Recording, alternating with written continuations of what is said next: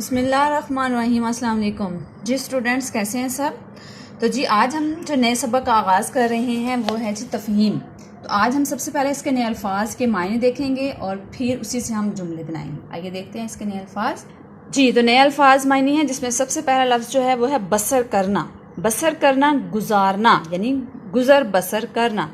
अनमोल, अनमोल कीमती।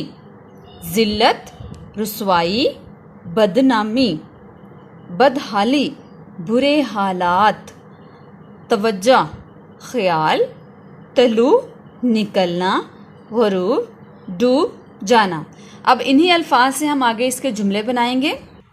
जी तो अब इन्हीं नए अल्फाज से आगे हम जुमले बनाएंगे, जिसमें सबसे पहला लफ्ज़ था बसर करना। बसर करना, आप सल्लल्लाहु अलैहि वसल्लम ने सादा ज़िंदगी बसर की। एक और जुमला बनाएंगे, बूढ़ी औरत दूध बेचकर अपना गुज़र बसर करती। तलू, तुलुए आफ्ताब का मंज़र बहुत हसीन होता है।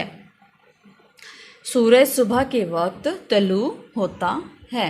तवज्जो, हमें अपना सबक तवज्जो से पढ़ना चाहिए। एक और जुमला, मैं अपना हर काम तवज्जो से करती हूँ। अनमोल कीमती, वालिदैन हमारे लिए अनमोल सरमाया हैं। वक्त एक अनमोल ख़जाना है।